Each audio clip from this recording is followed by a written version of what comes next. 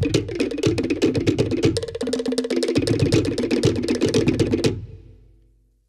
loto i te tua tau ga nalo to tātou i taituanga puapinga te kai o te business. Koe o ki tau le kōtianga i te umea de iano hano i a koe i te le kōti e meitaki mo tau business. Kalangahi e te lila tūlanga e bookkeeping.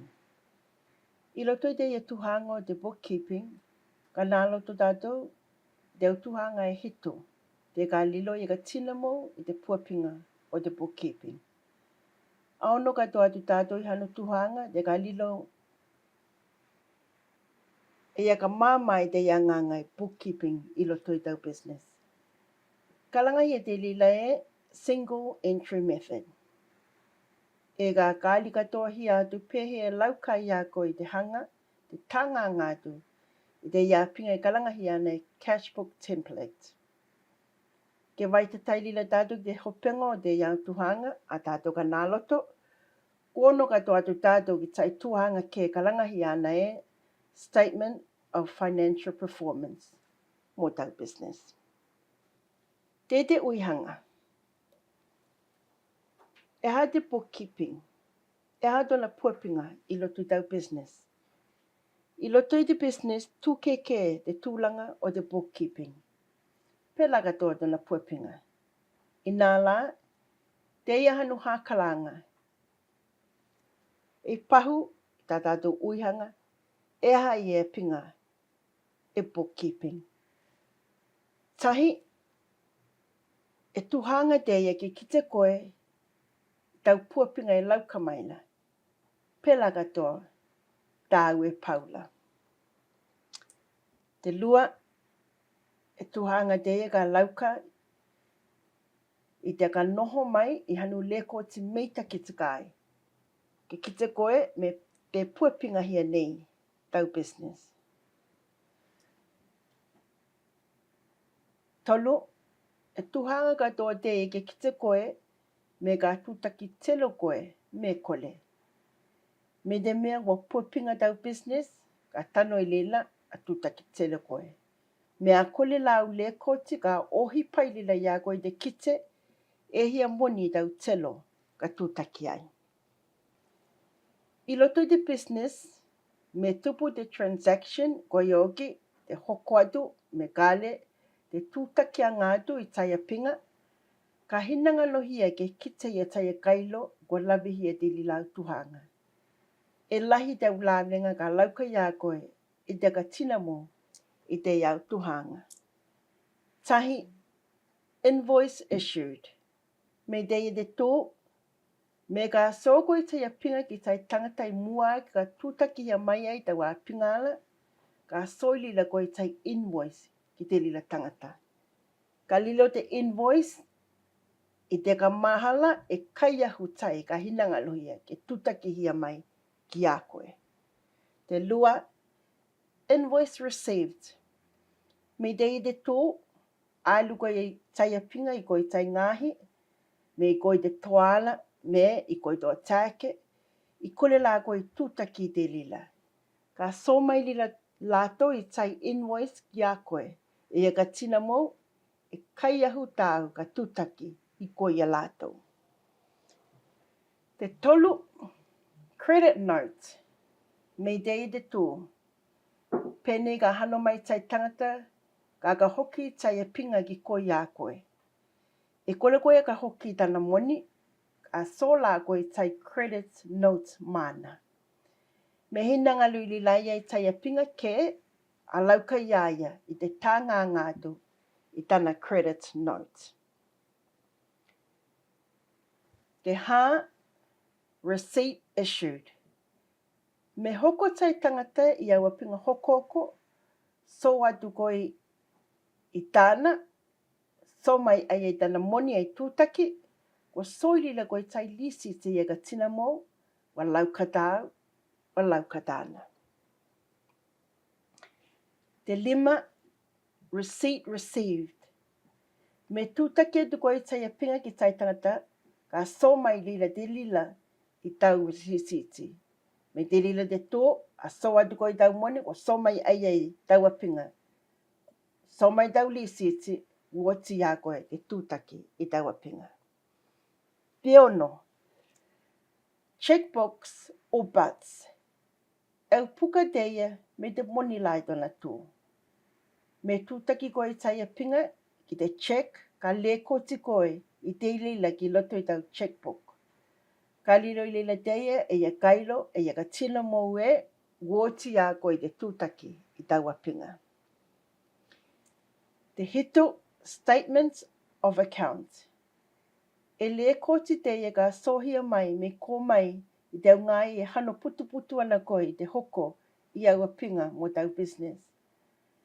Ka taka mai deia statements I au kai ahu I te au mea de oti a koe te tūtaki. Te waka tele anga moni kātotoa. Ka lilo deia statements e ia kāli mai I te lilau tuhanga. Te valu, bank statements. E le koti deia me ko mai te panka. Ma de panka e ka noho mai e lau ka tau moni mei hea, pela katoa, pauki hea. Ka kitea katoa hea, te au taime e tolo ai koe tau moni ki loto te panka, e te au taime te akiri la koe, te lila ki waha. E au tuhanga ke adulai tahi, me the purchase and sales orders, payment and vouchers, e te vai atola. Ka anono hia, ia lauka ia koe business, I te ka tina mou, te hia I loto I te au tuhanga tau, ka tanga ngatu, e meita ki lai, no tau business. I loto I te tuatau, ka nā loto tātou, I te au tuhanga putu, te ka lawe hia I loto I te business. Te pilihanga I loto pu ia koe business, o launga hokoko. Pelaka tō te ngahi hanona koe, te hokoko I aua pinga, mo tau business.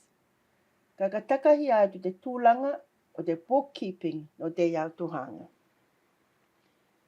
Tahi, cash sales. So mai te moni, so atu te apinga.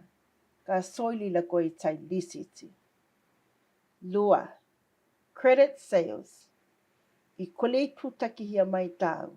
Ka soili la koe I tai credit sales invoice. Tolu, sales returns. Me hoko tai tangata I taua pinga, e oti a ka hoki mai ai ai lea no te utumanga tū keke, ka soili la koe tai credit notes mana. I kole koe a ka hoki tana moni, ka sohua koe tai credit mana. Te ha, cash purchase. Ka so koe tau moni, ka sohia mai lila taua pinga, ma tau li siti atu. Te lima, credit purchases. I kole koe tūtakia ke I taia pinga. I nāla, o sohia mai te lila pinga ki a koe. Ka sohia mai lila tai invoice ki a koe. E tūlanga I te ka tina mō e kai ahu tāo. Purchases returns.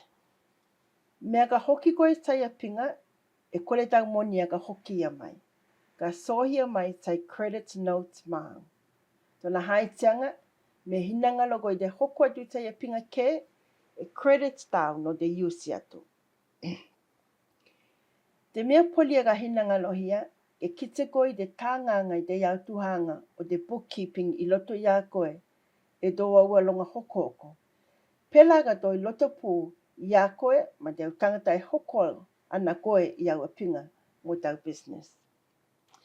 E mea pua pinga te kai te ia pinga e lisiti, e ge lekoti e te iau tuhanga katotoa. A neke tui le tātou te tuhanga o te cash book single entry bookkeeping. Te e te uihanga, ko vai te alonga te ka lauka I te tāngā ngātu I te e tuhanga single entry bookkeeping. Te single entry bookkeeping e tuhanga māmā teia.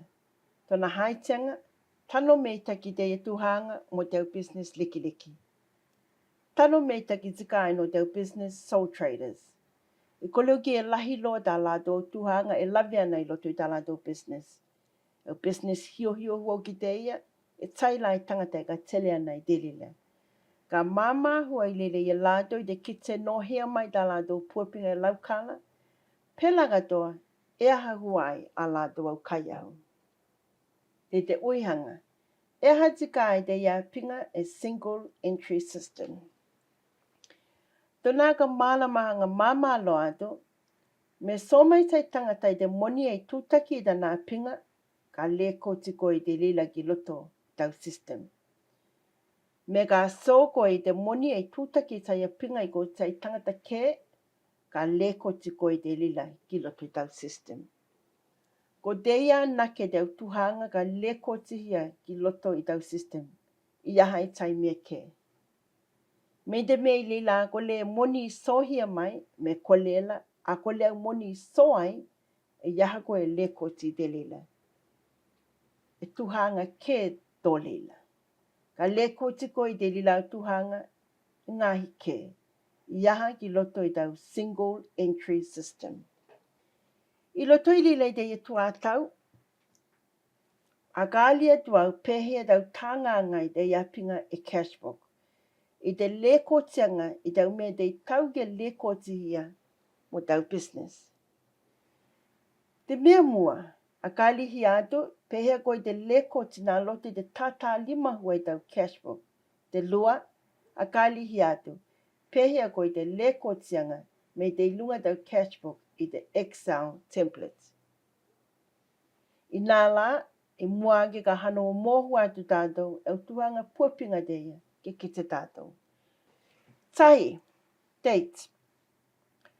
Koi oge ke tano tau tukuanga i te la, te malama, e te mataiti, ki lunga i tau cashbook template. Lua, purpose description. Ke taka me taki, e hadia pinga, i hokohia mai ai, mi kona i ako i loto i tau business. Me kolela, e hadia pinga, tau i hoko, tau i tūtaki, me tai ngahi ke mai. Te tolu, amount. Ko iogi, e hia moni sohia mai ai. Me kolela, e hia moni soai o te tūtaki a ngādu i tai pinga. Te hā, account. Kakatina mō lila koe e a te tū o tau e le kotine. Me e income, tuhanga lauka mai. Me e expense, tuhanga aka pauhanga. Te ka mālohi lohi angai konei,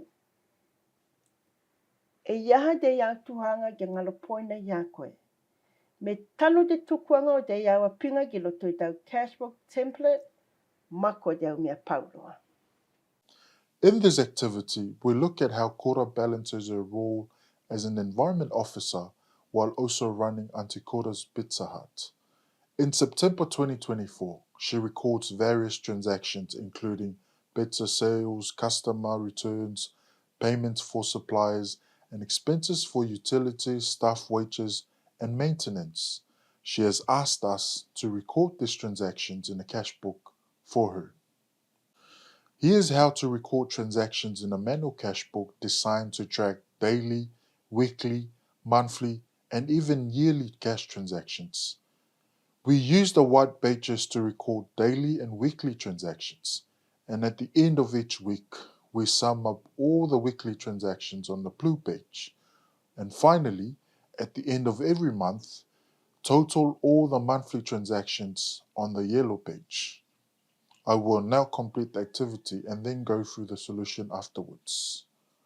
In week 1, from the 2nd to the 6th, total sales are $300, with a $25 refund to the customer and an electricity payment of $101, totaling $126 in cash paid out. This results in a net profit of $174 for the week. For week 2, from the 9th to the 13th, sales total $250, while $326 is paid for the ingredient supplies and a cashier work. Note that the transaction on September 10th is excluded, as it was not a cash transaction. According to the cash basis method, only transactions involving received or paid cash are recorded. This leads to a net loss of $76 for the week. In week 3, from the 16th to the 19th, Total sales are $200, while cash expenses amount to $485 for rent, oven maintenance, and a $65 payment for an invoice dated September 10th. Following the cash basis method, the transaction is now recorded as cash has been exchanged. Additionally, the September 19th transaction is excluded because it was a credit sale. This results in a net loss of $285 for the week. Having recorded each week's transactions, we now summarize them on the blue page. In September, total sales amount to $750, representing the cash received during the month. Operational expenses, however, totaled $937, resulting in a net loss of $187 for Auntie Kora's Pizza Hut. Consistently recording weekly and monthly transactions like this makes it much easier to summarize at year end. Now, let's move on to the yearly reports, which we will summarize on the yellow page. If monthly transactions are completed throughout the year, the year-to-date net loss would be $187, based solely on September's results. Essentially, this yearly summary serves as the statement of profit or loss, which is crucial for evaluating business profitability and determining tax obligations. You've now seen how to record transactions in a manual cash book, demonstrated in a standard format, though you can choose your own style. Remember to keep your records neat and organized at the end of the reporting period to ensure easier understanding and summarization into reports.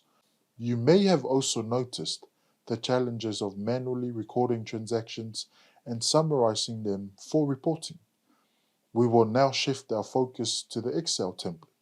Please click on link 2 below to download and open the Excel template that we will use in this activity.